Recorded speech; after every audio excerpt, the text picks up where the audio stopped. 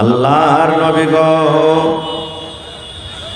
বাপ আমার বিয়ে দিবে, আমি আব্বার কথা শুনি না, মানি না, ইনকার করছি, আব্বা জান আমি বিয়ে করব না। কিন্তু কেনে করব না একটু আমার কথা শুনেন নবী গো। নবী যে বললেন বাবারে কি কথা? এবার সে বেটে ছেলে বলছেন নবী গো, ধরেন আমার বিয়ে হয়ে গেল, আমি শ্বশুরের বাড়ি চলে গেলাম, আর শ্বশুরের বাড়ি যাওয়ার পর যে আমার স্বামী হবে, যে আমার হাজবেন্ড হবে, যে আমার পাতি হবে, ওই আমার পুরুষের কতটুক কথা আমাকে মেনে চলতে হবে। আমার ওপরে আমার পুরুষের কতটুক হক রয়েছে গো নবীজি, আমি যতক্ষণ পর্যন্ত না জানবো ততক্ষণ পর্যন্ত না কিছুই বলবো না। আমি আমার স্বামীর খেদমত করতে পারবো কি পারবো না, আমি আমার স্বামীর কথা মানতে পারবো কি পারবো না, আমি আমার স্বামীর কথা মতো জীবনটা কাটতে পারবো কি পারবো না। আল্লাহর নবী গো, একটু আপনি আমাকে দয়া করে বলেন তো, আমার যে স্বামী হবে ওই আমার স্বামীর আমার ওপরে কি হক রয়েছে, একটু দয়া করে বলেন। কত সুন্দর প্রশ্ন। হ্যাঁ, এই বহিনেরা, ছোটকালে যদি আপনার বাপ যদি আপনার বিয়ে দিয়ে দেয়, তা আপনিও নিজের বাপকে প্রশ্নটা করতে পারেন, আব্বা আমি এখনো পুরুষের খেদমত করতে পারবো না কো, আমি শ্বশুর শাশুড়ির খেদমত করতে পারবো না, আমি এখন যাব না, শ্বশুরের বাড়িতে যাব না কো, বিয়ে করব না। বা আপনার যদি জানার থাকলে আপনি জানতে পারেন। যখন এই প্রশ্ন করে দেওয়া, এবার নবী আমার বলছেন, হে আল্লাহর বান্দারে তোমরা শুনে নাও, তোমার ওপরে তোমার স্বামীর অতটুক হক করেছে, অতটুক হক করেছি, কতটুক হক করেছি। নবী আমার বলেছেন, মহিলা রে, যদি তোমার স্বামীর গতরে যদি ফোট হয়, তোমার স্বামীর গতরে যদি ঘা হয়, তোমার স্বামীর গতরে ফোট হয়, আর ওই ফোটটা পেকে গেছে, আর ফোটটা পেকে রক্ত বইছে, খুন বইছে, পোজ চইছে, আর ওই মতো অবস্থা যে তোমার স্বামী যদি তোমাকে বলে, বিবি রে তুমি আমার এই ফোটটাকে সাফ করে দাও রে বিবি, রক্তটাকে সাফ করে দাও, আমার এই খুনটাকে সাফ করে দাও, কে দিয়া সাফ করবে বিবি রে?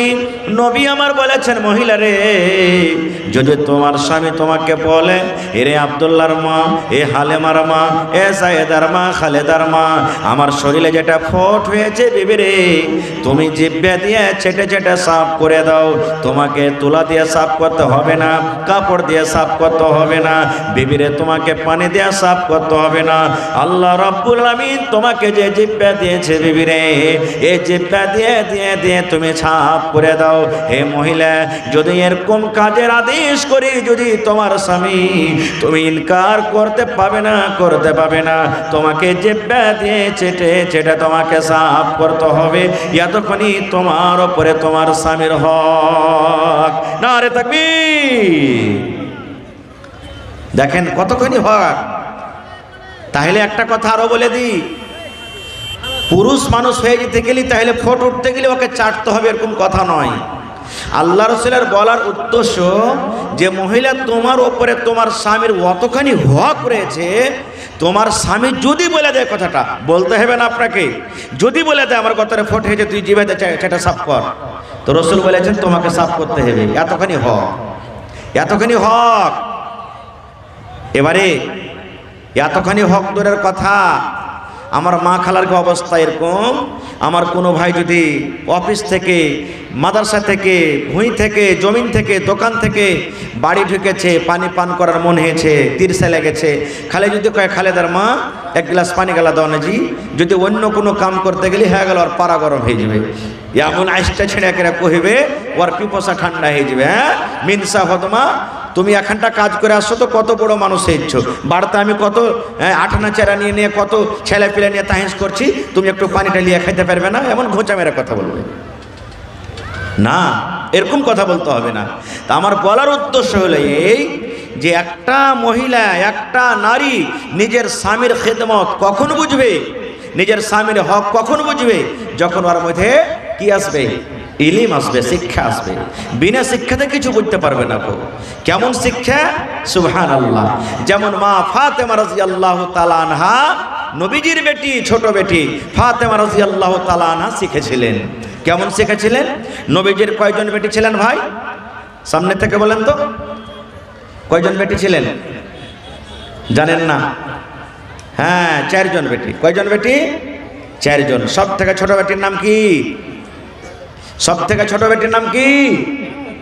ফাতেমা রাদিয়াল্লাহু তাআলা আনহা। সুবহানাল্লাহ। আর এই ফাতেমা রাদিয়াল্লাহু তাআলা আনহার নিজের মার নাম কি কহেন তো আপনারা? হযরত খাদিজা রাদিয়াল্লাহু তাআলা আনহা, এটা নিজের মা। বাকি যতটি মা এগুলা সব সতার মা। তো নিজের মা তো নিজের যুগে মারা গেছেন, যখন ফাতেমা বেঁচে ছিলেন তার আগে মারা গেছেন। তো ফাতেমা রাদিয়াল্লাহু তাআলা আনহা সব থেকে ছোট বেটি নবীজির মৃত্যুর পর তার মধ্যে এসেছে। একদিনকার ঘটনা, সহিহ হাদিস। দেখেন বেটিকে কেমন তারবিয়াত দিতে হবে, বেটিকে কেমন ভাবে শেখাইতে হবে যে জামাইয়ের বাড়িতে কোনোদিন শিকায়ত আসবে না, কোনোদিন শিকায়ত যেন না আসে। কেমন তারবিয়াত দিতে হবে বেটিকে।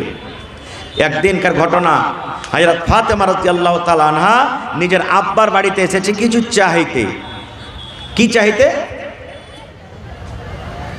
যেমন আমার আপনার বেটিরা চাইতে যায়, আব্বাজি একটা মুরগি দেন, আব্বাজি একটা ছাগল দেন, আব্বাজি একটা ঘড়ি কিনে দেন, আপনার জামাই ঘড়ি চেয়েছে, বিভিন্ন রকমের চাহে কি কহে না।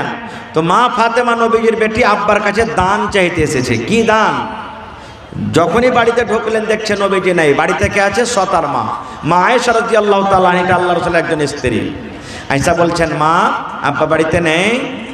তো মা ফাতেমা বলছেন, না রে বেটি, তোমার আব্বা বাড়িতে নেই। বলছে, কোথায় গেছেন? বলছে, দিনের কাজে, তাবলীগের কাজে, দাওয়াতের কাজে গেছেন। এবার মা ফাতেমা বলছেন, বেটি বলো কি কাজ, বলো। বলছেন, না আব্বা থাকলে বলতাম, আমি বলবো না, চলে যাব। মা ফাতেমা বলছেন যে আমি আব্বা কি বলবো, চলে যাব। এবার আর রুকলেন না বাড়িতে। এ মায়েরা খালারা, আর রুকলেন না ফাতেমা যে আব্বা বাড়িতে নাই, 2 ঘন্টা 3 ঘন্টা পর যখন আব্বা আসবে, আব্বার সাথে কথা বলবো, দেখা করব, তারপরে যাব। না, নাই তো তখনই চলে গেলেন বাড়ি হাইটে। আর রুকলেন না, আর বাড়িতে থাকলেন না, যে তখনই চলে গেলেন বাড়িতে যে আমি বাড়িতে চলে যাব, আমার স্বামী বাড়িতে আছেন, আমাকে খুঁজবেন, আমার হয়তো দরকার হবে, আমাকে খাইতে লাগবে, আমাকে পানি লাগবে, হয়তো আমার আর কোনো দরকার আছে। তখনই সাথে সাথে বাড়িতে চলে গেলেন। দেখেন স্বামী কি জিনিস বুঝতেন, স্বামী কি জিনিস বুঝতেন, দেখেন তখনই তাড়াঘোড়া করে চলে গেলেন। বাচ্চার মা হারিয়ে আছে, বাচ্চা হারিয়ে আছে, মতিবুর রহমানের বেটি হারিয়ে আছে। মা খালা জয়টা ছাইলে পেলা বাইন যাইছেন, তো এখান 3 হাত 4 হাত দড়ি বাইন্ধে আসবেন, আর সব হারিয়ে এখানটা করে হাত আর পা বাইন্ধে আঁচলে বাইন্ধে থাকবেন, যাতে কোনো ছুটে না পালাইতে পারে। ছেলে পিলা গেলা একটা সাইমলা থন মা বহিনারে, ছেলে পিলা গেলা করে ধরে থাকেন ভালো করে। মতিউর রহমানের বেটি হারিয়ে গেছে, লিয়ে যান স্টেজ থেকে, খারজা হোক, বেটিকে বেটা যাই হোক, লিয়ে যান। তো ভাই আমার, এবার দেখেন চলে গেলেন তখনই। এই জামানার বেটি, এই জামানার মা, এই জামানার বহিন কি, যদি ওর পুরুষকে বলে যে হালেমার বাপ কি হয়েছে রে, না তো আমি আমার বাপকে দেখতে যাব, তো যা কয়ে যাবো আর আসবো। যদি 1 ঘন্টা কয়ে যায়, ভাই তো 1 দিন থেকে আসবে। ও 1 দিন বলে যায় তো 3 দিন হবে, হয়েছে কি হয় না? ও বুঝে না, স্বামী বুঝে না, স্বামীর নিয়ামত খিদমত বুঝে না। এই জন্য তো স্বামীর যদি কথা মতো না চলে গুনাহ কি হবে জিনিসটা বুঝে না। মা ফাতেমা চলে গেলেন। এবার নবীজি সন্ধ্যেবেলাতে বাড়ি এলেন, ভালো করে শুনবেন হাদিসটা। এবার মা আয়েশা বলছেন নবীজিকে, নবীজি আর আপনি কিছু জানেন? বলছে, কি হয়েছে? বলছে, আপনি বাড়িতে ছিলেন না, আপনার কলেজের টুকরা ফাতেমা আপনার সাথে দেখা করার জন্য এসেছিল, দেখা পাইনি, চলে গেছেন বাড়িতে। ওরে সুবহানাল্লাহ, হায় রে নবীজির আমার বেটির আদর। নবীজি আর থামতে পারলেন না বাড়িতে। আমার বেটি বাড়িতে এসেছিল কি কারণে? মা ফাতেমা কি কারণে এসেছিল? তো মা আয়েশা বলছেন যে আমাকে বলেনি, বলছে আব্বা কি বলবো। নবী চলে গেলেন, তখন রাত হয়ে গেছে কিন্তু। এবার চলে গেলেন হাঁটতে হাঁটতে বেটির বাড়ি, তখনই রাইতি চলে গেলেন। এবার দুয়ারে অনুমতি চাইছেন, আমাদের মতন তো নয়। সুলেমান বার্তা আছো যে, বার্তা আছো যেই করতে করতে একবারে করতে বাড়তে ঢেকে গেছি আমরা। এরকম হয়েছে না, হয় না? গলা খ্যাঁকড় মারছে, মানে গলা খ্যাঁকড় মারতে মারতে কোটে ঢুকে গেল বাড়িতে। কিন্তু হাদিস কোরআনে কি বলছেন? যে তুমি দুয়ার থেকে খাড়িয়া সালাম দাও, আসসালামু আলাইকুম। বাড়ি থেকে যদি জবাব আসার বলে, ঠিক আছে ভাই তুমি আইসো, তাহলে যাও, না তো ঘুরে চলে এসো। 3 বার পর্যন্ত সালাম দিতে হবে। তো ভাই আমার খারজা হোক। এবার নবীজি দুয়ার থেকে অনুমতি চাইছেন, ফাতেমা বাড়িতে আছো মা? ওই সময় হযরত আলী আর ফাতেমা কিন্তু বিছানায় শুতে গেছে। বন্ধুরে আমার, এইবারে নবীর আওয়াজ শুনে হযরত ফাতেমা রাদিয়াল্লাহু তাআলা আনহা বলছেন, আব্বা গো, আপনি ঘরের ভিতরে চলে এসেন, আপনি ঘরের ভিতরে চলে এসেন আব্বা, আমরা বিছানায় এখন শুয়াব অবস্থাতে হয়ে গেছি, শুয়ে গেছি। নবী আমার বলছেন, ফাতেমা আমার জামাই আলী কই, আলী কোথায় আছি, আলী কই, আমার জামাই আলী কই। এইবারে ফাতেমা বলছেন, আব্বা গো, আপনার জামাই আলী বিছানায় শুতে গেছি, ঘুমায়নি কিন্তু বিছানায় শুতে গেছে। এবার নবীজি বললেন, ফাতেমা তুমি যেভাবে শুতে আছো রে মা, আমার জামাই আলী শুতে আছে, তোমরা দুজন বিছানায় শুতে থাকো, আমি নবীজি তোমাদের কাছে আসছি। এবারে ফাতেমা রাদিয়াল্লাহু তাআলা আনহা বলেন, আমরা বিছানায় স্বামী স্ত্রী শুতে আছি, আমি বিছানার এক সাইডে এক টানে আমি শুতে আছি, আমার স্বামী আলী বিছানার এক সাইডে শুতে আছেন। এবার নবীজি ঘরের ভিতরে ঢুকলেন, আর ঘরের ভিতরে ঢোকা পর আমাদের দুজনের মধ্যখানে আমার আব্বাজান দয়ার নবী নবী মুহাম্মদ সাল্লাল্লাহু আলাইহি সাল্লাম বসে গেলেন। এবার ফাতেমা বলেন, আমার আব্বাজান আমার কাছে এত হয়ে গেলেন, আমার কাছে এত হয়ে বসলেন, আমার আব্বার পাখানা যে ঠান্ডা হয়ে আছে, এবার আমার আব্বার পাখানা আমার গায়ে যে লাগে, আমি ফাতেমা জানতে পারি এটা হলো আমার আব্বাজানের পা। শুতে গেলেন, দুজনের মধ্যখানে বসে গেলেন, ওরা শুতে আছে কিন্তু। বন্ধুরে আমার এবার শুনে, হায় রে দয়ার নবী, এবার নবী বলছেন, বেটি রে আমি শুনলাম রে মা, তুমি নাকি আমার সাথে দেখা করার জন্য গিয়েছিলি, কি কাজে গেছিলে রে মা, কি তোমার দরকার ছিল, কি কাজে তুমি আমার কাছে গিয়েছিলে মা রে, একটু তুমি দয়া করে বলো তো। এই আমার ভাইরা শুনেন, মায়েরা খালারা, এইবারে ফাতেমা আব্বার কথাটা শুনি চোখখানা সরবার সরবার হয়ে গেছে। এবার আব্বাকে এরকম ভাবে নিজের হাতখানা দেখাচ্ছেন, আব্বা গো দেখেন আপনার ফাতেমার হাতখানা দেখেন, এই যে আপনার ফাতেমার হাতখানা দেখেন। এবার নবী আমার দেখছেন ফাতেমার হাতে কিন্তু ফোঁসা পড়ে আছে, ফাতেমার হাতে সাদা সাদা সাদা সাদা ফোঁসা পড়ে আছে, কত ফোঁসা কইলে গেছে আর কত ফোঁসা কিন্তু ফাতেমার হাতে পড়ে আছে। নবী আমার দেখার পর বলছেন, বেটি রে কি জন্য তোর হাতে ফোঁসা পড়েছে রে মা, কি এমন তুমি কাজ করেছিলে, কি কারণে তোমার হাতে ফোঁসা পড়েছে রে মা, তুমি একটু জানাবে না?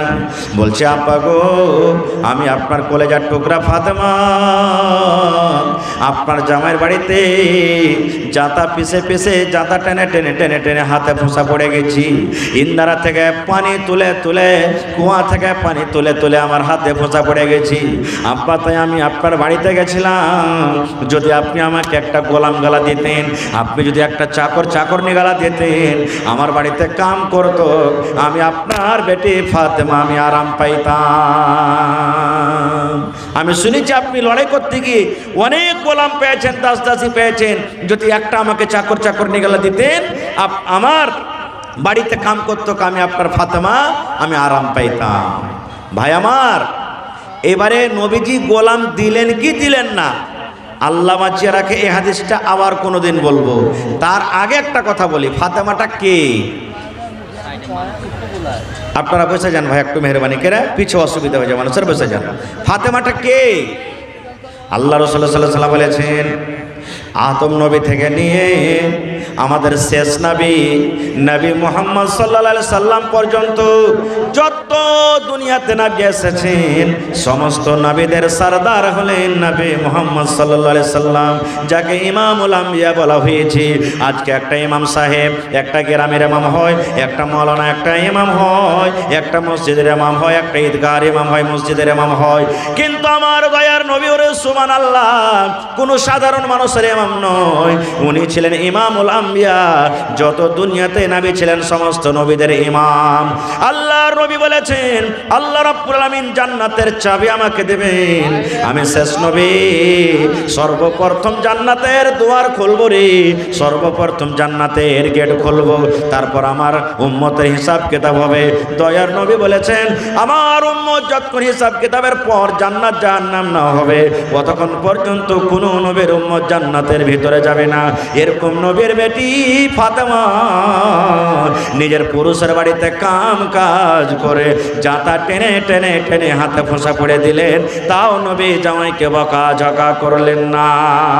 নারে তাকবীর। আর ফাতেমাটাকে আল্লাহ রাসূল বলেছেন আমার বেটি ফাতেমা জান্নাতে যাবে। কোথায়? জোরে বলেন কোথায়? নবী বলেছেন আমার বেটি ফাতেমা জান্নাতে যাবে। শুধু জান্নাতে যাবে না, নবী আমার বলেছেন যত মহিলারা জান্নাতের ভিতরে যাবে, যত নারীরা জান্নাতে যাবে রে, সমস্ত নারীদের সরদারনি হবে জান্নাতের ভিতরে আমার কলেজার টুকরা